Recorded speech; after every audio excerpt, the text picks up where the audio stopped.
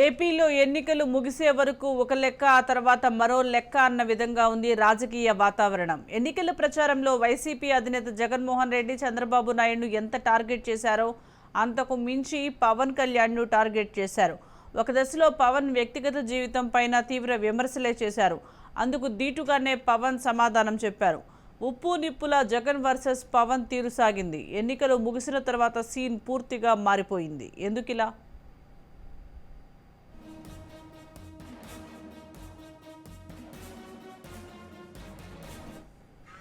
ఏపీలో ఎన్నికల ముందు వరకు వైసీపీ నేతలు టీడీపీతో పాటు జనసేనను టార్గెట్ చేస్తూ వచ్చారు.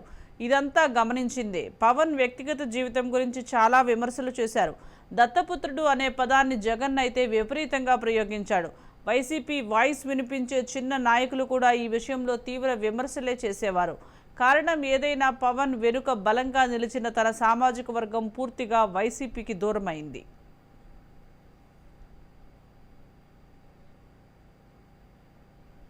గుంపులుగా తోడేళ్లుగా జెండాలు జతకట్టి అబద్ధాలతో వస్తా ఉన్నారు.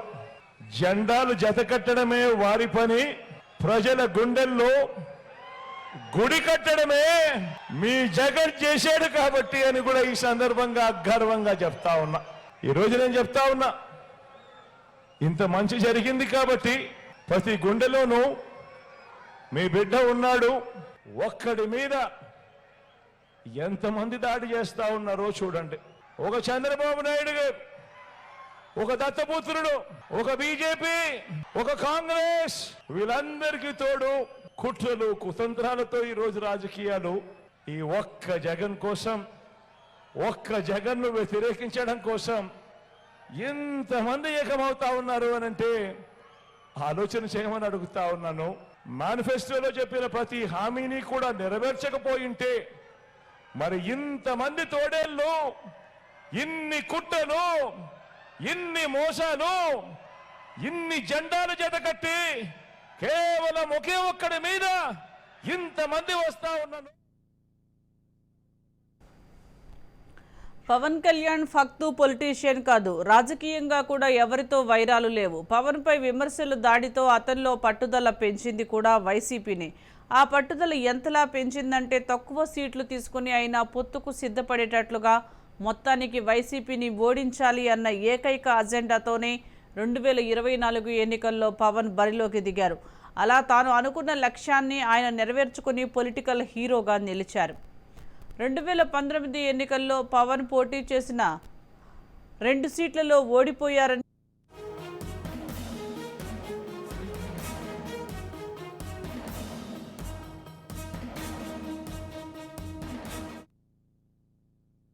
ఇలా ఉన్నారని చెప్పి మనం భయపడాల్సిన అవసరం లేదు. ఎక్కడికి పారిపోతాం, ఎక్కడికి వలసలకి వెళ్తాం? ఒక్కోసారి జగన్ వస్తే మేము పారిపోతాం అని చాలా మంది అన్నారు. ఎందుకు పారిపోవాలి?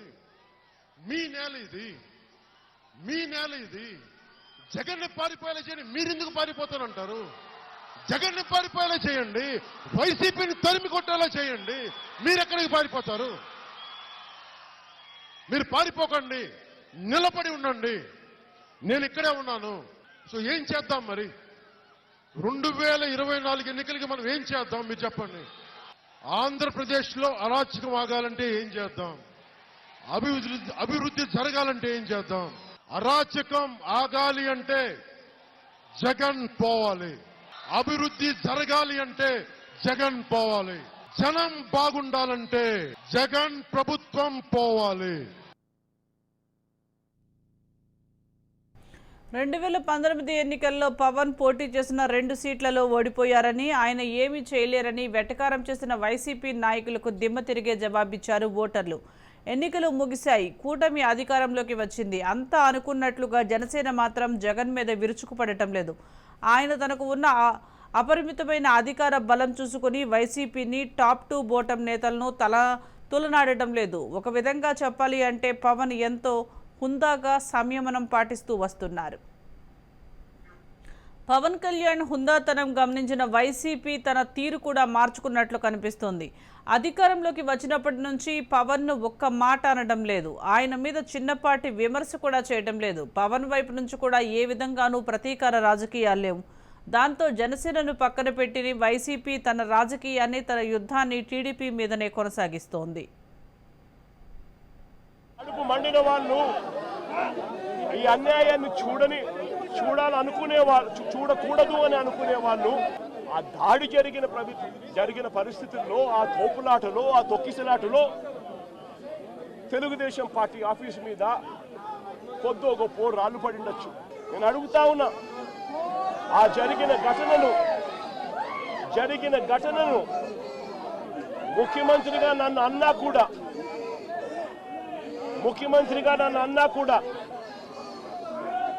నేను చంద్రబాబు నాయుడు గారి మీద కక్ష సాధింపు చర్యతో వ్యవహరించాల. రాళ్ళు పడినాయి అని చెప్పి ఎప్పుడైతే తెలిసిందో వెంటనే అటువంటి ఆ ఘటనకు పోయిన వాళ్ళందరినీ కూడా ఎవరెవరు పోయారు అని చెప్పి ఆధారాలు చూసి, అక్కడున్న సీసీ కెమెరాలో, అక్కడున్న ఒక్కొక్క సెల్ ఫోన్ లొకేషన్స్, ఇవన్నీ ఆధారాల మేరకు చూసుకొని ఎవరెవరైతే పోయారో వాళ్ళందరినీ కూడా 41.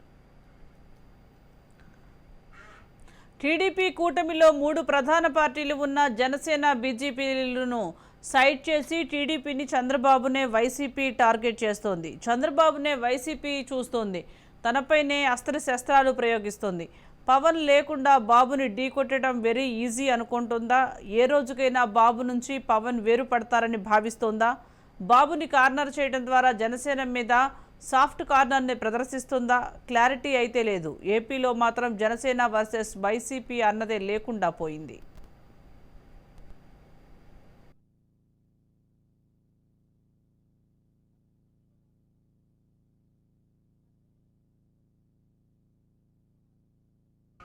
దీనికి సంబంధించి మరింత సమాచారం మా ప్రతినిధి క్రాంతి అందిస్తారు. క్రాంతి,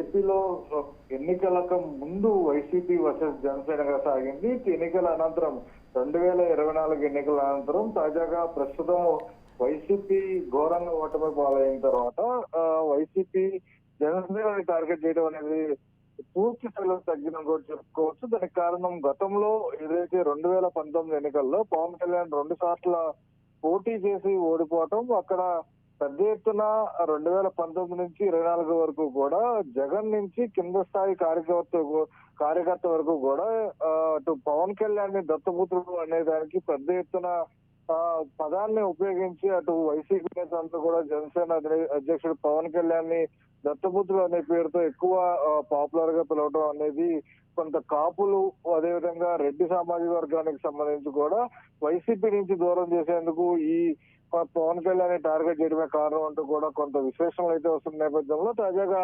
2024 ఎన్నికల్లో మళ్ళీ వైసీపీ ఘోరం ఓటమి పాలైంది.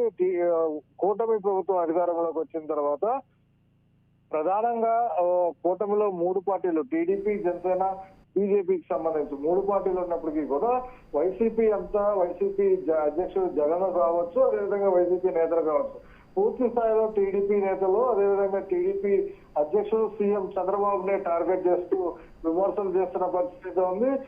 కనీసం పవన్ కళ్యాణ్ ఒక మాట కూడా అనే పరిస్థితి కనబడుతుంది. అంటే దీనికి సంబంధించి 2019 భిన్నంగా ప్రస్తుతం వైసీపీ అధ్యక్షుడు జగన్ తన వ్యవహార శైలి కావచ్చు, విమర్శలు కావచ్చు పూర్తి స్థాయిలో ఉన్నాయని కూడా చెప్పుకోవచ్చు. దీనికి ప్రధానంగా అటు 2019 తర్వాత అనేక మార్లు పవన్ కళ్యాణ్ ని వ్యక్తిగత జీవితాలు, వ్యక్తిగత విషయాలపైన కూడా వైసీపీ నేతలు తీవ్ర స్థాయిలో విమర్శించిన పరిస్థితుంది.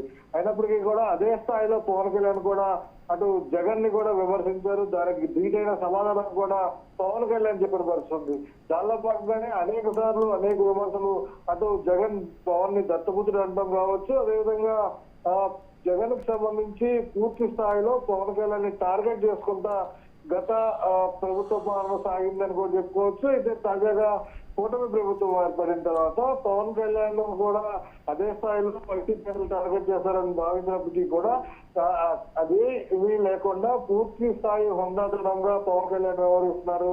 అనేది వైసీపీ నేతలు కూడా చెప్పుకున్న పరిస్థితి ఉంది. ఈ నేపథ్యంలోనే అటు వైసీపీకి సంబంధించి కేవలం టీడీపీనే టార్గెట్ చేస్తూ బీజేపీ జనసేనకు సంబంధించి ఎలాంటి టార్గెట్ చేయని పరిస్థితి కనబడుతుంది, విమర్శలు కూడా చేయని పరిస్థితి కనబడుతుంది. ఈ నేపథ్యంలోనే గతంలో వైసీపీ జనసేన వర్సెస్ గా నడిచినప్పటికీ కూడా ప్రస్తుతం వైసీపీ టీడీపీగా విమర్శలు అయితే కొనసాగుతున్నాయి.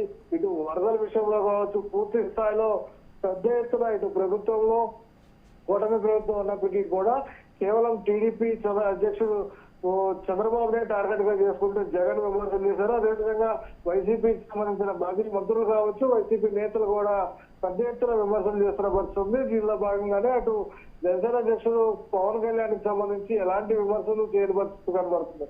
కేవలం రోజా మినహా, అదేవిధంగా ఒకరిద్దరు నేతలు మినహా ఎవరు కూడా పవన్ కళ్యాణ్ పైన విమర్శలు చేసేందుకు కూడా ఇష్టపడలేదు అనేది కూడా కొంత చర్చ అయితే కొనసాగుతున్న నేపథ్యంలో పూర్తి స్థాయిలో ఇప్పుడు జగన్ వర్సెస్ టీడీపీ చంద్రబాబు గారే ప్రస్తుతం విమర్శలు కొనసాగుతున్నాయి. అయితే ఈ మార్పుకి సంబంధించి కూడా పూర్తి స్థాయిలో 2024లో జరిగిన ఎన్నికలకు సంబంధించిన ఫలితాలే అటు పలు సామాజిక వర్గాలకు సంబంధించిన కేవలం పవన్ కళ్యాణ్ వ్యక్తిగతంగా టార్గెట్ చేయడం వల్లే ఆ సామాజిక వర్గాల పార్టీకి దూరం అయ్యారు. కాబట్టి పవన్ కళ్యాణ్ ని ఈ రకంగా టార్గెట్ చేయకూడదని భావించవచ్చు అనేది కూడా పెద్ద ఎత్తున ప్రచారం చేస్తున్న నేపథ్యంలో తాజాగా గత పరిస్థితులు భిన్నంగా ఇది కూడా పవన్ కళ్యాణ్